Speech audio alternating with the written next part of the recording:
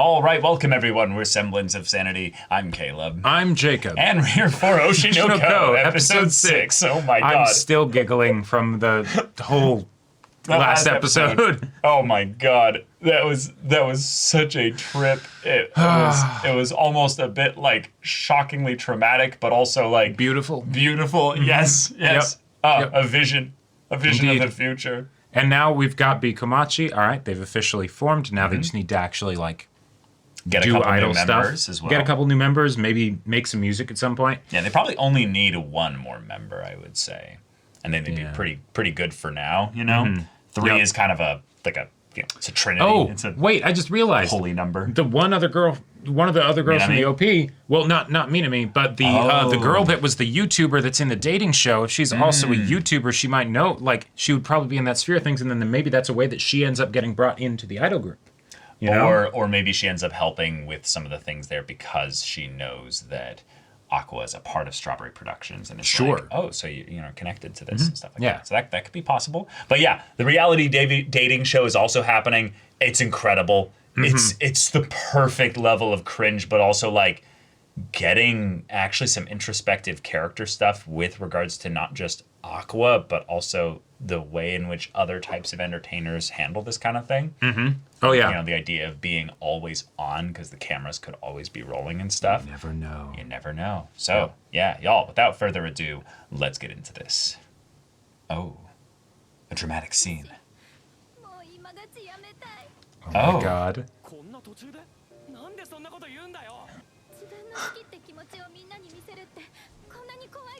I mean, that would actually be really scary.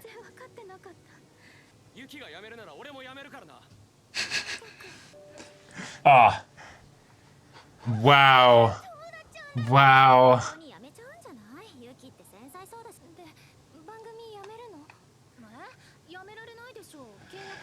Yeah. Yeah. Who would actually believe that? My genuine feelings were turned to extreme. Yeah. But obviously I can't actually do that. Yeah. I like the way she takes notes.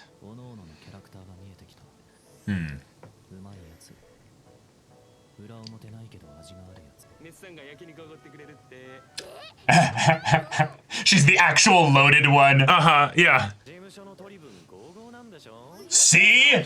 Holy shit. 80-20. Oh my god. Yep. Little brats. Yeah.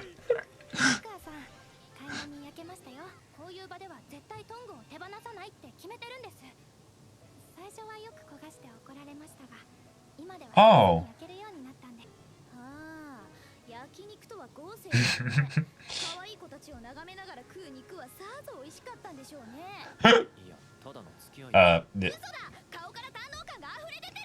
Yes, I had fun socializing.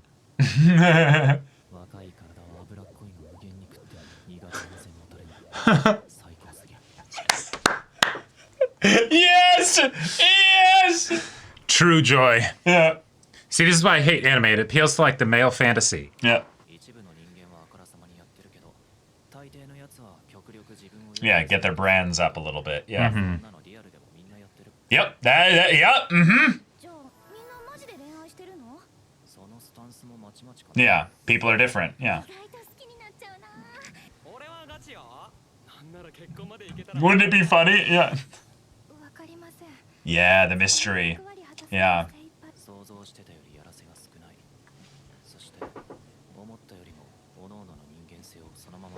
They're probably good at capturing that and being like, look, see? Probably took a while to get that, though. Ooh, let's get into that. That's fun. Let's get into that. What I would love to have happen Lying is to versus have... exaggerating, yeah. Right, and to have some of that philosophy get caught on camera at some point.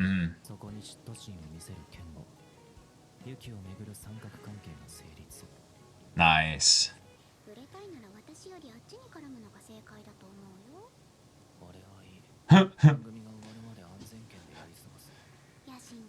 She's probably the most mature out of all of them. Sure.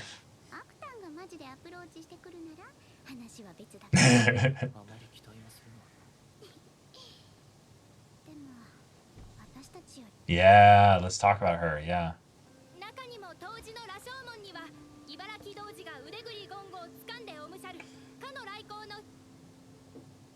Whoa. Was she like a theater?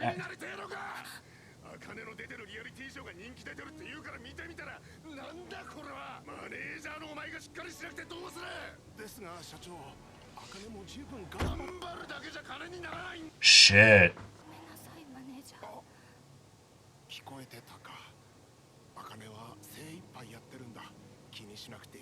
Fuck.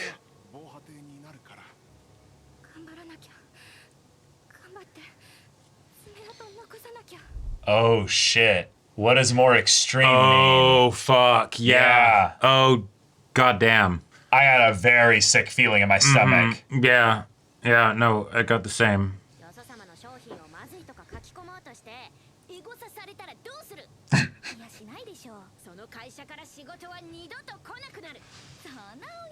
Nope. She's not. Yep. You're full of shit. Wow.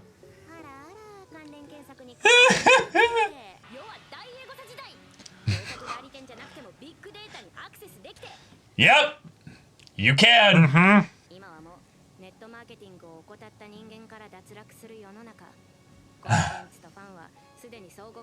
Constant. Yep. Oh, she's spitting facts right now. Oh shit. Yep. Yep. Oh fuck. Yep. Fuck. Oh, I'm so nervous right now. She's gonna snap, but what's it gonna be like?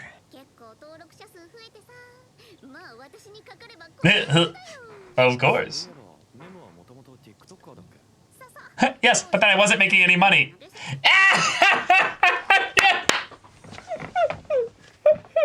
That's so topical. Oh, that's great. Oh, fuck. Oh, shit.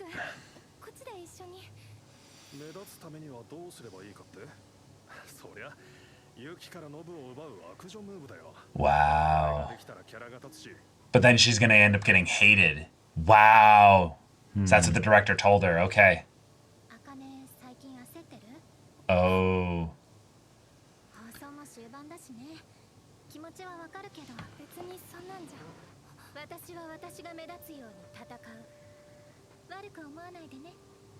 Mm-hmm. Right. Yeah.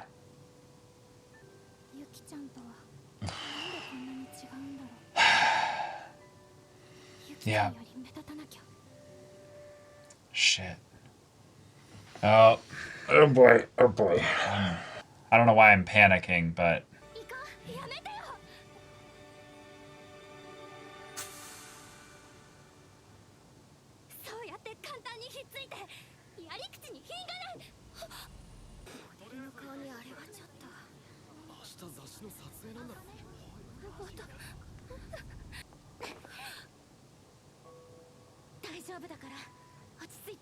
Oh, good. Okay, okay, okay, okay, okay, okay. Okay, okay, okay.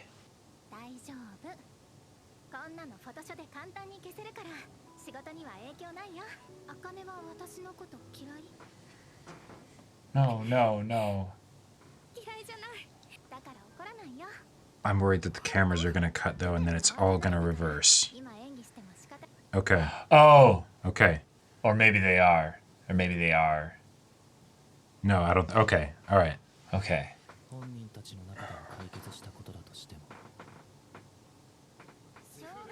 Yeah. Yeah. Yeah. Yeah. Yeah. Yeah. Yeah. Yeah. Shit. Oh.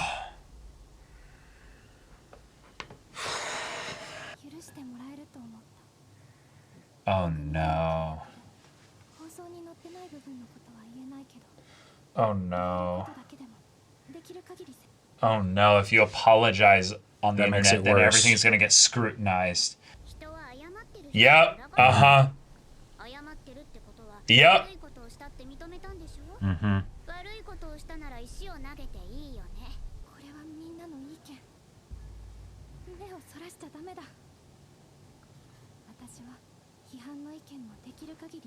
Oh no, this fucking music. Yep. Yep. Uh-huh. It's a well-intentioned idea. Yeah. Yeah.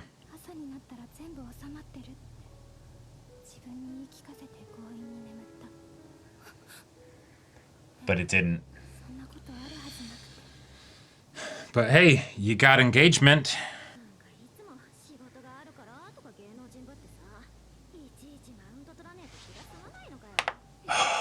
Fuck.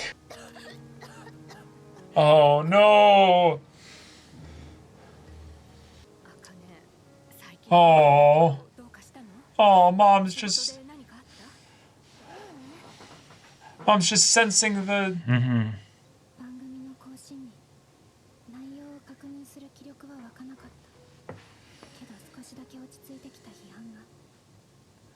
Thankfully, this kind of thing doesn't always follow.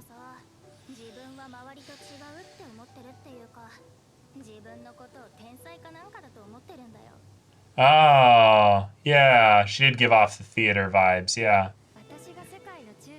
Acting in Japan is very similar to idols, like to being an idol with regards to like, you know, reputation and image and stuff.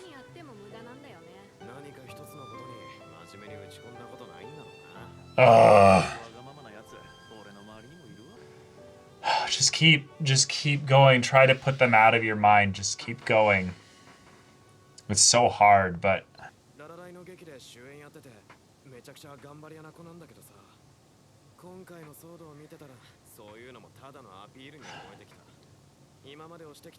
Going back to a previous thing that she did.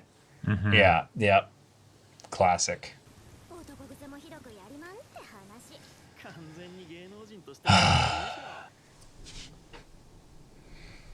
No.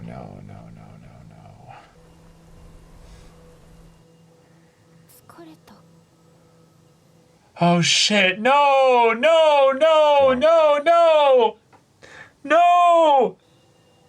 Yep.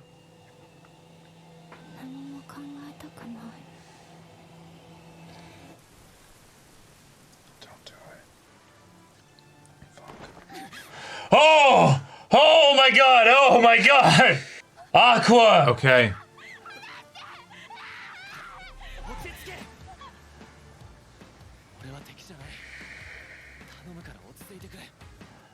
Oh!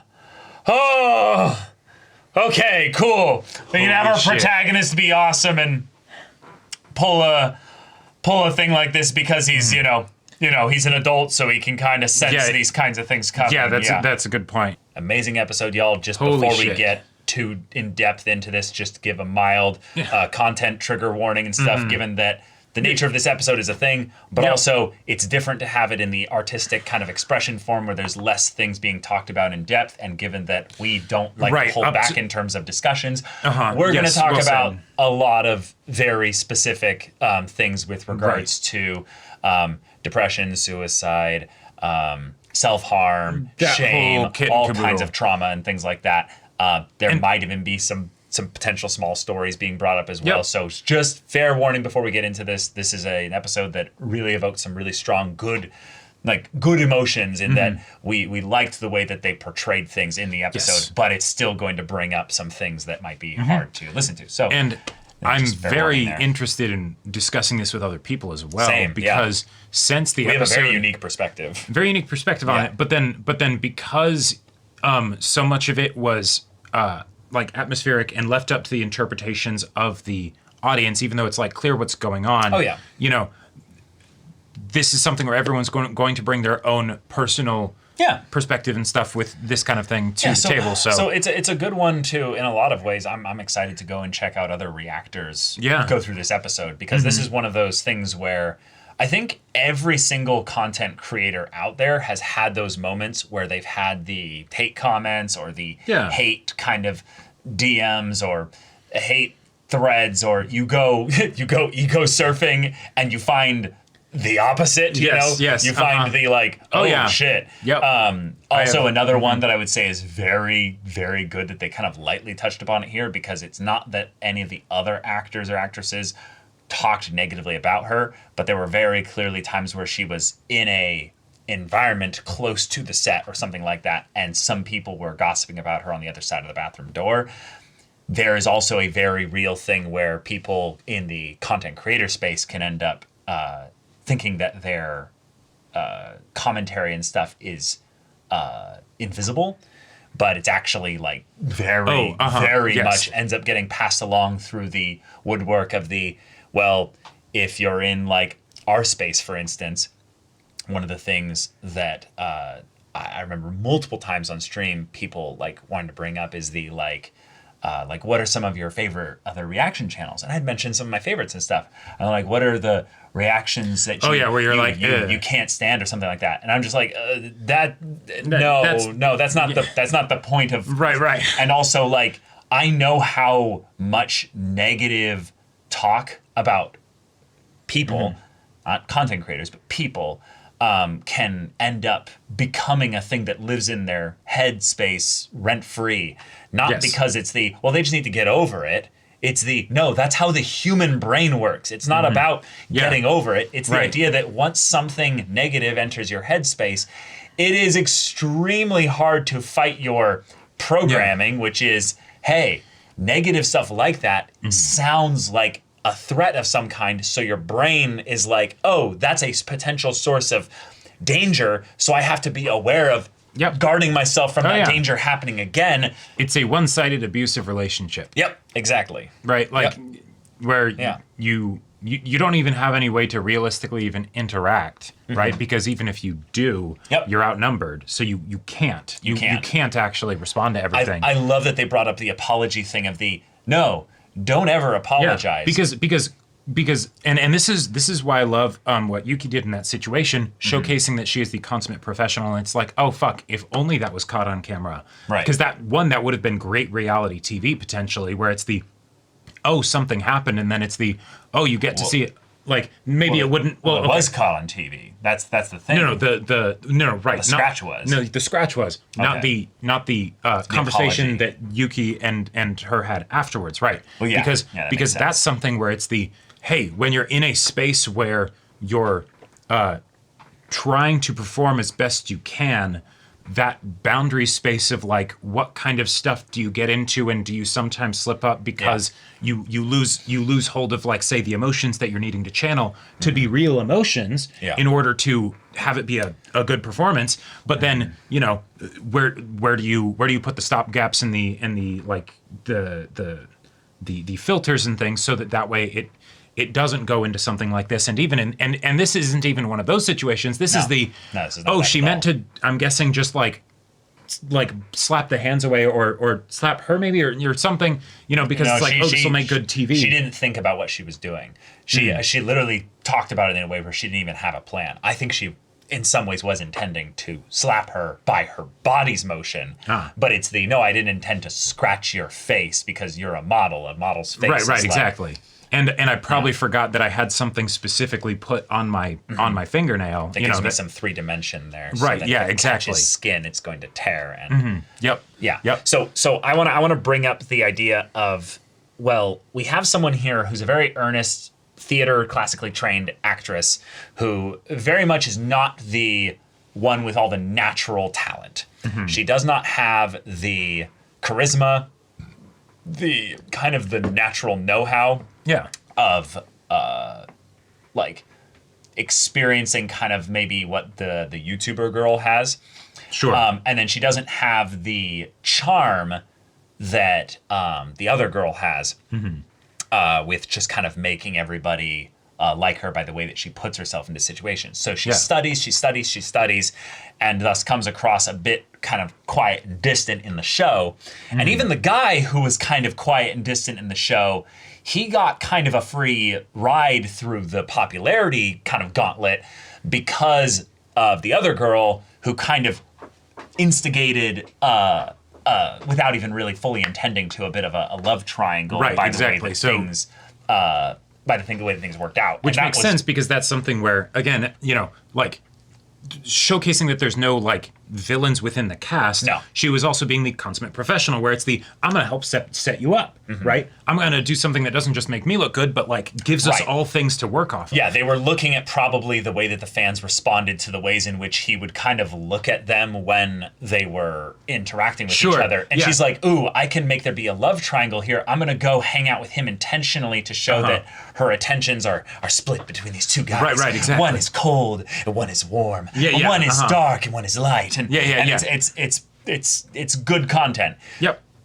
Therefore, we have our other character here who is wanting to find a way to stand out because she's feeling the pressure not just from her agency, which is its own whole thing there, but she's feeling the pressure of the way that the fans respond to this here. Now, this is something where I actually want to address this rather quickly here because I feel like this is going to be something that the general audience will look at this and go, well, that's the problem.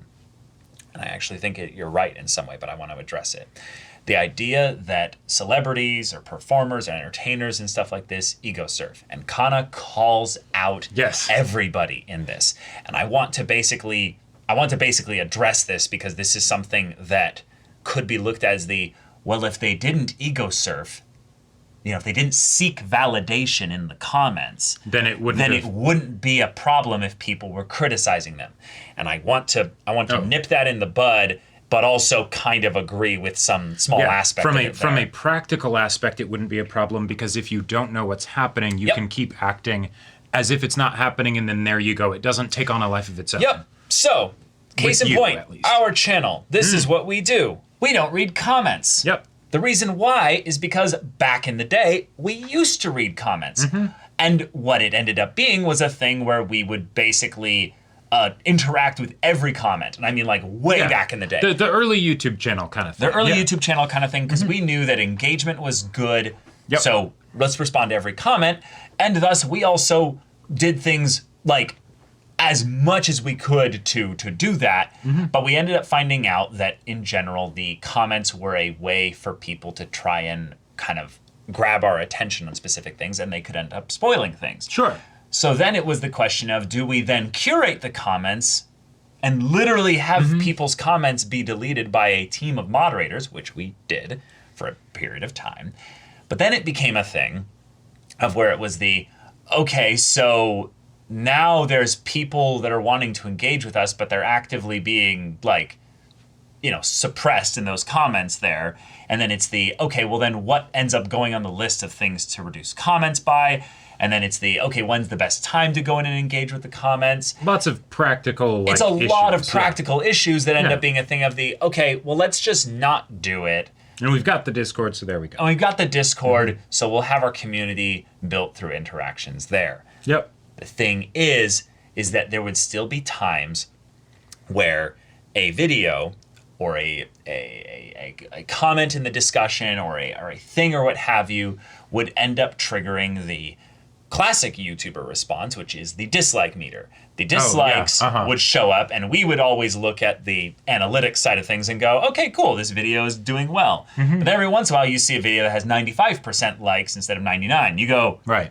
What happened there? What happened there? Yeah. We don't know, so we kind of have to go to Discord and see what's going on there. Oh, yeah. And it's essentially then a form of reading the comments. Yep. Because you're just going to a more automatically curated form of things there because everybody that is there in the Discord is somewhat supporting us in some way. So that makes the general go die comments just not exist, basically. The really shitty stuff just doesn't make it onto our Discord, basically. Because we've got moderators and stuff in that regard. I will say, though. But, go ahead. So, I know, one of the things that, for our personal channel's history, has been a big issue for me, is that you can't make moderators on Patreon. So, if, say, you try not to read the comments, but sometimes you see them, sometimes you make a mistake and you're like, you know what, I just want to check to see what people are saying. It never goes well. At best, it's neutral, right? Because there's nothing bad, right? Yeah, I wasn't thinking you were going to say that. I think you were going to say something else about Discord. Well, no, yeah, but that's what's next. You know, it's not hard to come in really quickly and just start a shitstorm. Yep.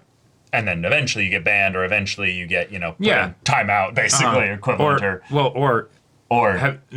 And you don't necessarily need to answer this. I'll just say for myself. Yeah. I have ego surfed on Discord because, don't go into spoilers channels. But what if you just search your name? In like a specific channel? Or just in general, right? Like, and then, seeing sometimes where people use those spoilers channels that they know you don't go into to vent their frustrations about you, Oh. Right? Oh, shit. And then it's fuck, I wish I hadn't done that. Okay. Oh. All right. Yeah. Or, so it's... Damn. Yeah, what I was going to say was that I did this in another channel's Discord. Oh. And the amount of... right, because then it's also absolute just vile it wasn't even that it was personal attacks, but it was but it was the kind of thing of where it's the I can't stand these people because of XYZ. insert XYZ here. And then it's the thing of where you kind of go, oh, well, that's not that big of a deal. But then it's the chorus of responses after that. Oh, God, yeah, exactly. Yeah. And for the most part, for me, the way I've kind of just gotten over it, and this is why I wanted to bring this up, is I don't really do that anymore. Right, because it's something that a bad idea. It's just a bad idea. And the thing it's the kind of thing where you did it, and it's kind of too late. Those words, and this is the part that really sucks here, is that on some level you want to be the note taker.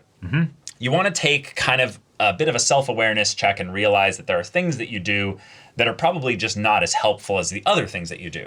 So you end up doing the things that you prefer to get, or the things that get better responses. But then slowly but surely you can see that there's a dissonance between who you are and what you're presenting for the purpose of getting the best response. And the thing is that for the most part, it's not that you're lying or even deceiving yourself in any way, but it's the kind of thing where you slightly turned up these things and you turned down these things. And I think it's that a lot of people don't understand what that process looks like until you fully spell it out. And then when you do, you have these realizations of, like what Aqua said, is that if you went to a singles party, if you went to a reunion of some kind, if you went to any kind of social engagement of any kind, you will see this rampantly being used. It is not an exception to see people using it. It is an exception to see people not using it. In fact, it can be considered polite to do it because it's hey, I'm interacting with another person. Let's try and make myself be somebody that is more agreeable so that way we can get along better. Sure. And thus you can then get into the situation where people go, well, then that means that it's okay for me to be an anonymous shithead online. Yeah. And the thing is that I'm never going to convince anybody of that specifically. I'm not. But the creator of this manga, this story, is trying to. Yeah. They are showing this beautiful presentation of art and this gorgeous unraveling, even though it's a horrific thing. I see it as gorgeous because I'm looking at a presentation of something that is meant to stir the hearts of people, even though I know that there are a large number of people that will not see the point of this at all. In fact, they will maybe even see the point and go, I don't even care at all. Like it if anything, like solidifies the point. And that's why I find it so beautiful, because I could never say with words what this sequence of like 7 minutes at the end of the episode did for me. Right. Like I'm sure that even a lot of the time, some of the things that we say that's along the lines of stuff like this can, feel like, another dad lecture from the SOS Bros, or something like, who knows, right? And whereas if it's like put into like an art form, right, where it's you're not actually being told this, but you're being shown this, right? Then that can communicate things that people will be much more ready to accept, and yet. Will it stop people from being shitheads online? Probably not. Right. And there's a couple things that are like where things get pretty gray. And I think this is where a lot of people really need to check the way in which they present this, because it does get rather gray. A great example of this, I would say, is that we've seen many content creators over the decade, let's just say, fuck things up. And they make a mistake. And a lot of them do really shitty apology videos, for instance. Yes. In fact, we have a recent one that just went the way its circulation through the interwebs, and it was hilariously bad. Yeah. But you will every once in a while see a really good apology video. But one of the things that I will say that I guarantee to you happens after that is that, let's say the apology video was very genuine, for instance, there. Sure. Regardless of whether or not it was, the way in which it is seen by the community is what decides whether it was a good apology video or a great actual like response to this whole thing. Yeah. Because that's usually when it's they really fucked up. Well, and that's why these things are often so scripted, I would say, is because it has nothing to do with whether or not you're actually genuine. It's whether or not people see it as being genuine. Yep. People looked at our character here in the show, and they were like, yeah, she probably doesn't like, she's lazy, whatever, et cetera, et cetera, where it's like, no, she's working harder than anybody. But they don't see that, so they don't know. Yeah. And so from there, let's say we get person A does very genuine apology and what have you. But they, like you said, they heavily script it. They kind of do their best to kind of keep their own emotions in check just to protect themselves a little bit. Yes. And ends up coming across very important. It ends up coming across very fake. It ends up coming across very fake. Now, what happens here is then the harassment starts. Now, it starts off usually with a, hey, you could do better. Like it's the at the best it's the hey. Constructive criticism. Constructive criticism. Yeah. It's basically the hey. Yep. This isn't up to par. You can do better. Sometimes they'll redo another video to basically be like, yeah, you're right. I can do better. And then it starts the whole process there from them kind of taking a step back to kind of reevaluate some things, have some self-awareness, maybe do some therapy, do some other things, stuff like that. Put things on a right track and stuff, and then things can go back to normal. But this is the thing that's, I think, really insidious and not a lot of people talk about, is that processing time of the creator from doing the apology, everything surrounding basically that moment there is time where things get extremely potentially parasocial. And I don't think a lot of people really think about this because like Jacob and I are in that kind of situation where we've never had or even felt the need or desire to do anything remotely similar to that because we have a very simple content cadence schedule and stuff like that. It's very straightforward, And if there's not like if somebody has, say, an issue with like how we respond to something, right? Yeah. It's like, well, that was my genuine response. I can maybe try and do a better job of, giving a show the benefit of the doubt or something. Yeah, kind of acknowledging basically we messed up on the interpretation of a thing there, or we missed the thing that was dropped here. Like that happens to us all the time. Yeah. But in terms of the you the did response something was wrong. given right, and then it's no, you did basically this wrong. The amount of processing time that's needed for the creator to get past the realization that I did it right, but it was perceived as wrong. And thus they can't actually be honest with the viewers. They need to craft a narrative that shows them that they're genuine, and thus they need to potentially even break some of their own boundaries in order to showcase that in a way that appears genuine, even though it already is genuine, but appears genuine to the people there. And there's a couple YouTubers and or content creators of that I've seen do stuff like this, and this could start a whole other discussion there. So I'm just kind of using this to bring up a point here that I'm sure have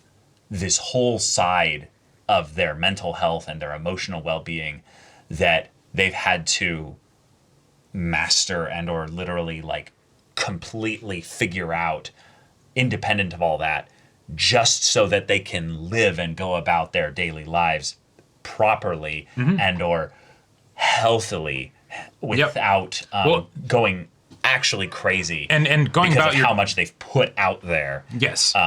I can think of a lot of examples. I think I just use Markiplier probably as an example for that, with how much emotion is put out or has been put out on display over the years and years and years and years and years, and how many peers of mine who grew through their teen years kind of going through, or not even their teen years, like their young adult teen years, kind of growing up with Markiplier and having that vicarious what's the phrase? Living vicariously. You know, they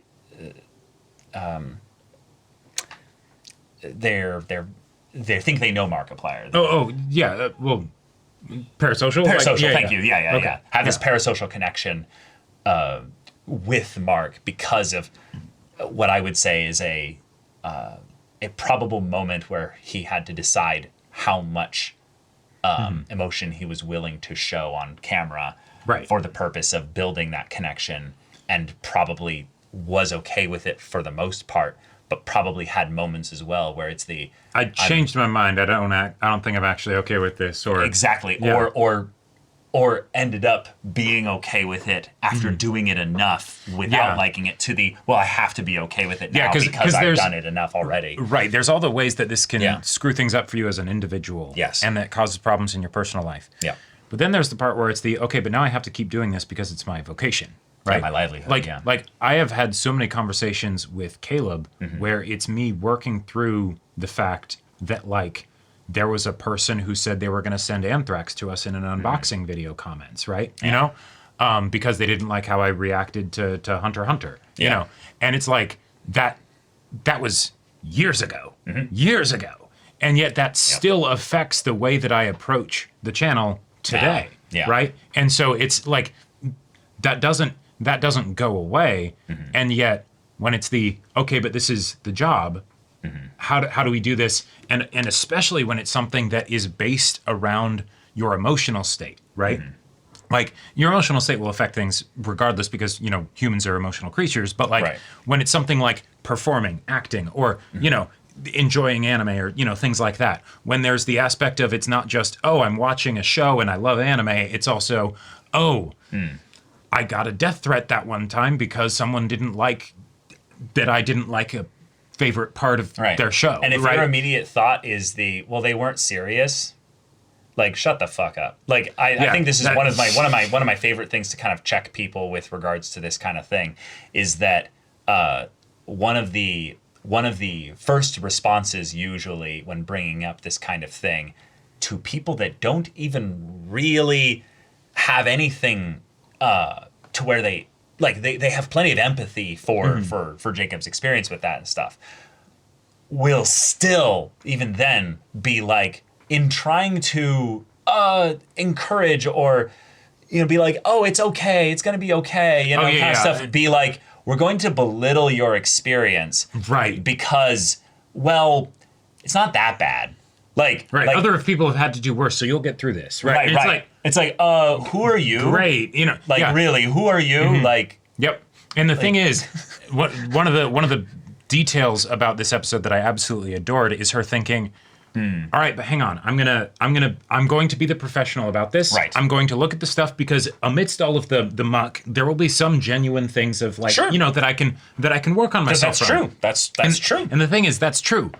But it's incredibly ignorant because you will be affected by the stuff. Saying that you won't be, it's like, nope, that's not how this works. That's not how this works. Yeah. Right? Like, and then the sick part of this comes in, and Kana was just spitting in the beginning of the episode, talking about the way in which those who ignore online marketing are doomed. in this online business world, basically. The idea that all of the people who are the different types of performers who are here on the reality dating show are here to boost their brands. Even if they don't stand out the most, we have the YouTuber. She's not really interested in being the superstar spotlight of the whole show with all the romance centered around her. She's like, no, I'm just being consistent to my brand so that I can end up grabbing new viewers from here to boost my thing there. It's a very cold, simple acting gig, basically. And also, I'm sure for her specifically, it's the, wait, you guys think that the content I'm making is the show? No. I'm the content. I'm the content. My content is being on the show. That's right. Like, I'm making content for my actual fans, right? And that's the scary thing, just to be personal here a bit. That's the scary thing about being a YouTuber, is that eventually you will become popular enough that you become the content. That's the goal, right? Because otherwise you can be replaced. Well, no, it's the goal, but it's not. Let me break down why I kind of want to hold these things in tandem here. If you get so popular that everything you say gets clipped. Sure. Case in point, you can probably think of 5 content creators off the top of your head that you constantly see clips about their things that they say online. Now, do you click on those clips?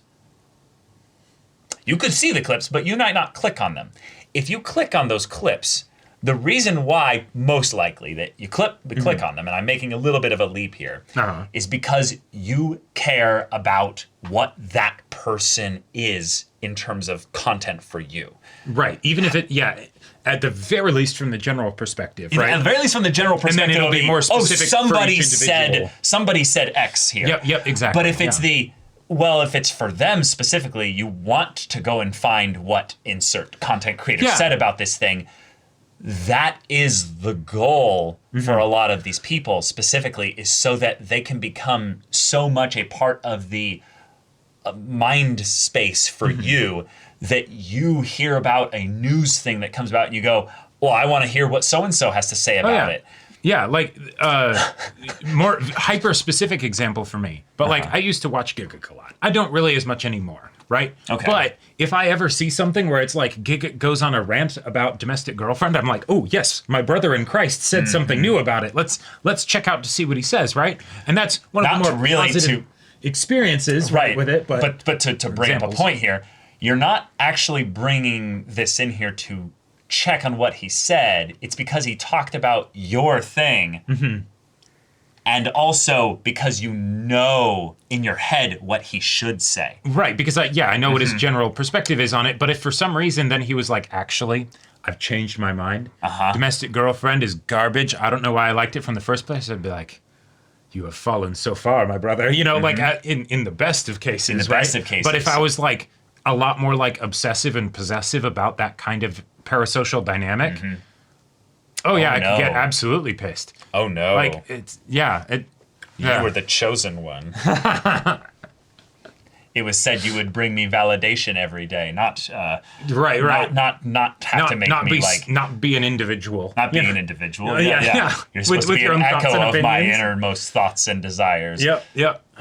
Not have your own kind of thing. And that's the thing, is that content creators are all hyper aware of this, even if they, like us, don't have any kind of real, hard, nasty comments coming our way. Sure. Like, we don't really. We have things set up in such a way that we're almost so protective of our mental health that we actually potentially kind of screw things up a little bit. Yeah, we have kind of a reverse problem, if anything. Yeah. Where we probably should be more engaged with that kind of stuff so that we can help ourselves grow. Exactly. But it's no, we've kind of thought about the ways in which that could end up going badly, and not just from a spoiler angle, but from other angles. And it's I think we'll just eat that. And also, cost. we're in that sweet spot where subscriber count is small enough, and yet we're able to do just fine with, like having the channel provide for us and all that stuff, that, it's not nearly as big of an issue as when you get into the 10 times our numbers or, 50 times our numbers, right? Yeah. Where then it's like, what the hell do you do then? Yeah, I know some people that are in the 10 times, from where we are and stuff. And they talked about their significant other. Oh, and suddenly, like these aren't people that you would know necessarily. Oh, like, okay. I'm talking to the general thing there. These are people with like, 1 million subs or something like that. And they moved, they changed a whole thing about their life structure and stuff. They started uploading less frequently, and they were kind of like, okay, cool. And then they tried to go, back to YouTube and stuff. And it's I liked her better when she was single. Oh yeah, basically. Like single. A lot of that shit. Yeah. So there's a lot of possessiveness that goes beyond you're performing badly in the thing, and thus we're going to give you some constructive criticism. But it goes into things where it's like the Odd Taxi situation with the giraffe, who's constantly, basically shit talking the comedian guy because he is falling off in the sense there, and yet that's not helping the comedian. And that's not helping the comedian at all. Fucking hates the giraffe. Yeah. Yep. Yeah. There's so much you get into with this, but I'm impressed with how artistic this was expressed. Yes. I have to say this before we kind of go back into just the episode things here, but my favorite scene of the episode as a whole is that moment where she starts to disassociate, and they show the different style of art for the lights of the cars going through, and then the background kind of getting that like fading into from black to yellow kind of overlay there, and she feels disconnected from the world and the external environment that is full of all that pain and that those jeers. And then it's the harsh like wake up moment where she hesitates from jumping, and then you see her in the rain. And it's heartbreaking. It's heartbreaking because like she doesn't want to think anymore. No.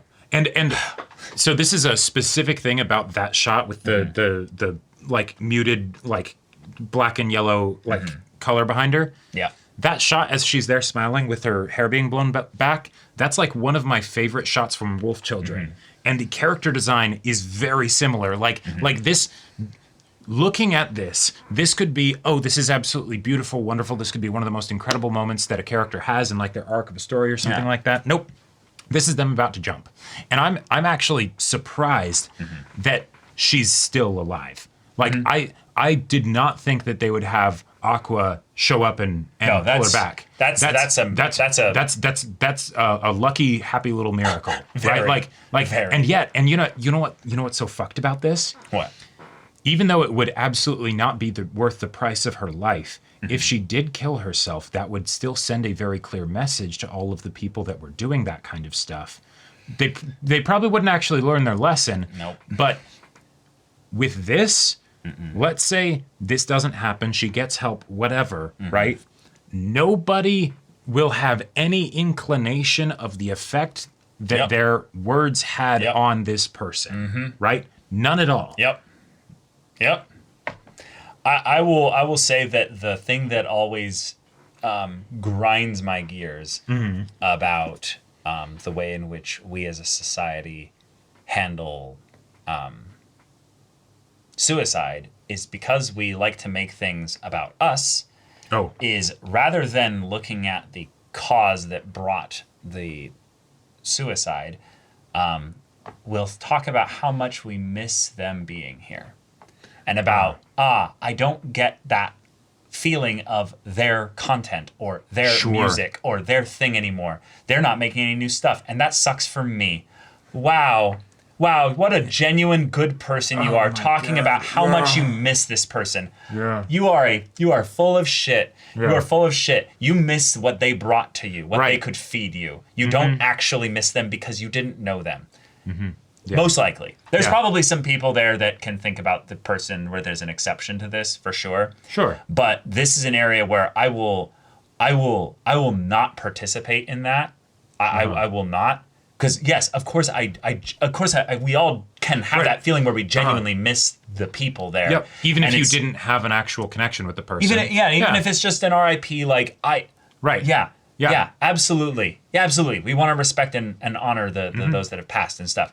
But let's do a hard reality check often and think about what it is we're actually learning from the very common occurrence, which is the creative that puts themselves out there in the world and is dead by 25. Yeah. It is literally a rampant pandemic of artists, musicians, creatives, entertainers of that, like, to never see the age of 30 because of a number of reasons. Obviously, it's a complicated situation. I'm not trying to say lots it's of just variables, this. But in this new area of online personalities that don't really know what they're getting into, like they don't necessarily, they're completely ignorant. They don't have the tools or the people or the support structure or all this stuff there. Realize in a terrifying way, the power that you and I have as individuals to... It's more than we think. It's more than you think, and it's something that should be treasured, in that there's so much positivity that can be given to flip this here, in that obviously you could have the ego-surfing celebrity entertainer kind of thing where they're just doing it to just kind of masturbatory, just jacking off to their own, fans and stuff as they drink at the, like, kind of specifically called them out and stuff. But also the kind of thing where, like, I can still remember, like, from the earliest streams that we did, some of the comments that people gave. There were some of the nicest, just smallest little things where I don't remember their names anymore. I don't. But you remember what they said. But I remember what they said, but even more, I remember how they made me feel. Right, yes. And it was the kind of thing where my brain fights constantly to make sure I am sifting, to make sure I'm holding on to the things of hey, I'm not going to be able to do everything well, but there are a few things I do well. I'm going to focus on those things. Yep. And I'm going to, I'm going to do what I can to improve myself over the course of time. But I can't... accepting and acknowledging of the fact that you're a human being. Yeah, and also just what I focus on is, what's going to end up growing. Yeah, so if I'm going to end up focusing on the negative things, on the things that might look on the surface like constructive criticism, my brain might not be able to interpret them as constructive criticism. Sure. I think a lot of us are not that, I mean, because honestly, just if nothing else, healthy enough 100% of the time to be able to interpret it like that. And if nothing else, if you're in any kind of parasocial relationship, that unless you specifically ask it in some sort of like broad sweeping thing, constructive criticism, if it's not requested for, like if it's not asked for, doesn't necessarily like... Yeah. Don't assume it's good, Right. Like I would say that's probably the other thing that's really tough here, is that I know a couple times in the past when I've fell into that trap specifically, where I'm specifically thinking of like a content creator that I got very parasocial with, and ended up trying to be this is what you need to do. This is what you need to do. Yeah. And I don't think I even could have received stop, like basically the ignored, the don't know walled, not going to take any of that. But also the times where it was I'm going to sneak something in here that's I'm trying to also like co-opt a little bit of this and guide things in a specific direction. And the way in which some of these really good streamers back in the day when I was much younger, they can sniff that shit out. They sniffed that shit out immediately. Yeah. And it was the thing where it wasn't until I was actually a content creator that I was like, oh shit, I remember when I did this to somebody else. Oh fuck. So we as people should be having these discussions and talk about this. Yep. Because it's very easy to make a mistake. It's not a big deal to make a mistake, but it's being aware enough to realize that you made a mistake, take responsibility for it, and use that as a learning opportunity to course correct and be like, okay, cool. So the next time this kind of thing happens, okay, cool. I'll be 5 degrees, starboard or port or something like that instead of that. Yeah. One other detail that I wanted to mention from this episode that amongst all the many details that were so fantastic is the part when before she has her mess up on camera. Yeah. When that shot right there, where it focuses on the camera, she's hyperfixating on the actual camera itself, right? Sure. That is something that I have had so many times over the years where it's just like, because of just, stuff stresses and things like that, knowing that like people really didn't like that you didn't appreciate or thought this episode could have, you would have preferred if it had been done differently, that kind of stuff. And then suddenly you're staring at this thing that's, look at the camera so that way you can engage the audience, right? But then it's the, no, this black lens suddenly becomes very scary. Yeah. And I felt that when thing, she was staring at it. I'm like, that's like, she's in her own head, so of course she won't be able to improv, right? Like, yeah. Yeah, that's awesome. Like, good, thank you for sharing that, because I think that was one of the things where I thought about it as it makes sense that she was hyperfixated on the camera, but from the idea of it being something that is like more scary and more than that. Yeah, that's really cool. And I think that this storyline was absolutely put in here by the manga. I think it's like Akasa, because they've seen this. Sure, at the very least. Constantly. And it's the kind of thing where they want to directly address it. And the thing about this is, like I said earlier, it's unfortunate, but one of the main reasons why a lot of people will say, well, I don't want to just blindly give positive stuff when actually constructive criticism is needed. This is the thing about the internet. Because there's going to be enough people who are going to be toxic or abusive in their commentary and stuff like that, by extension, the spectrum will exist where there's always going to be people that are on the way to being positive in that full toxicity to middle ground here. We can never run out of these people.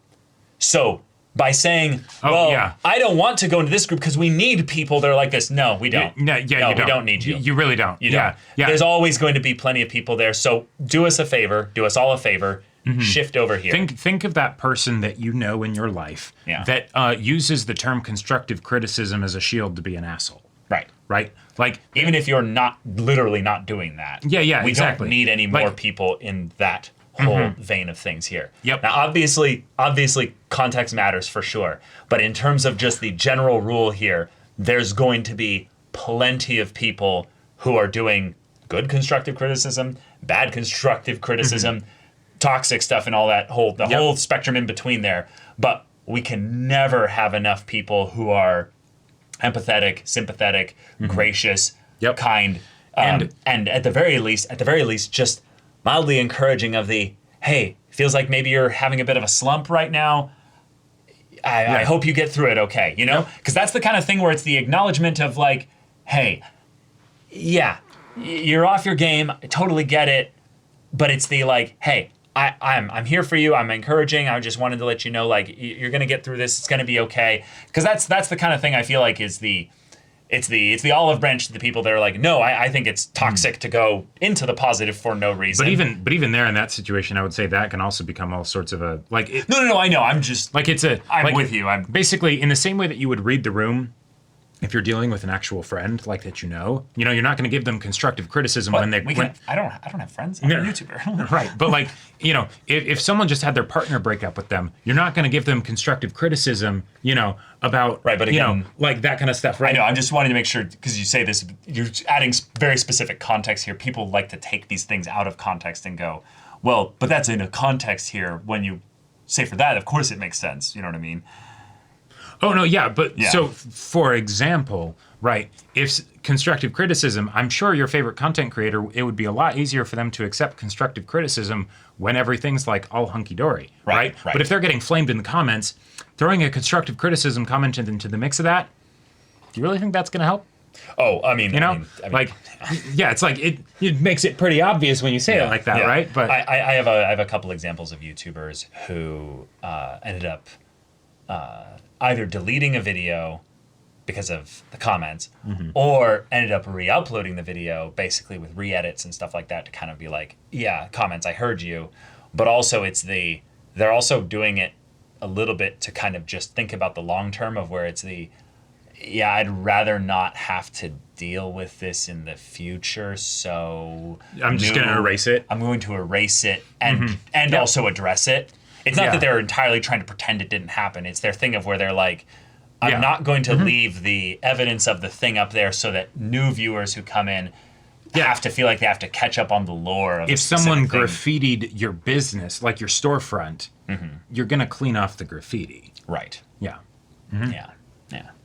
But yeah, this is a very, very good episode for focusing on this kind of thing. I really hope that with the popularity of Oshi No Ko, this did, because this is, we're watching this after the season's already kind of finished and stuff like that.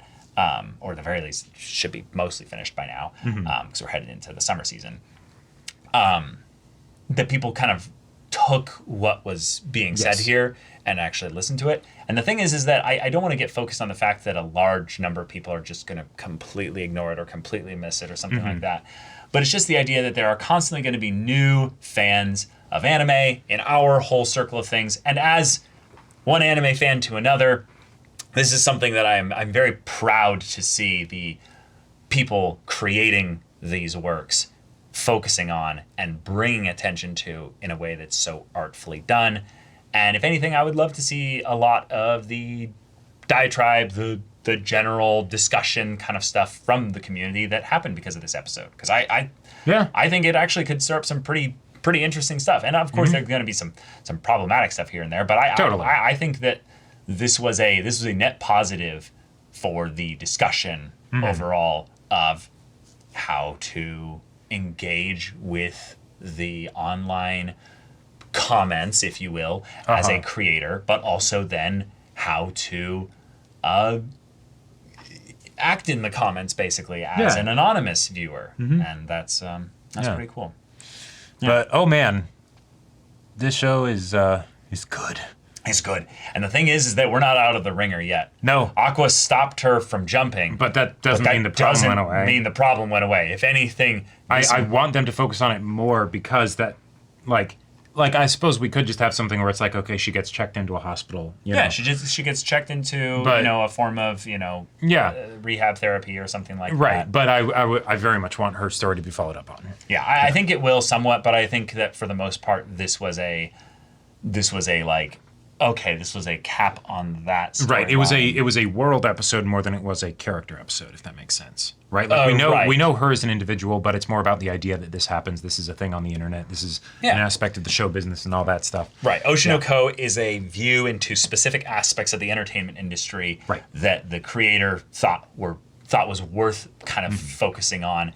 Yep. And that's where the episodic nature of this show is rather fun, is that we don't know exactly which vein is going to get focused on next. Oh, yeah. But we know that, at some point we're probably going to deal with this topic at some point. I actually really like that we haven't been focusing much on the, who killed I? Yeah, right? Same. Or who's the dad that, there's a lot of process that's going to happen before we get actual meaningful milestone progression in that. And yet we're covering stuff that's plenty engaging all on its own. So. And also developing the characters little by little. Yeah, exactly. So, great stuff, y'all. But thank you so much for watching this episode's reaction and discussion. If you want to see the next episode's reaction and discussion right now, though, go check out the link in the description below for our Patreon. You can get an early access there. You can watch full-length timer reactions there, and all this comes with this Discord access, so you can chat with us in the community there about this show, about anime in general, and also be sure to check out my Persona 5 Royal Let's Play on Twitch. And if any of that interests you, we'll see you there. But until then, we're Semblance of Sanity. I'm Caleb. I'm Jacob. And we'll see you all next time.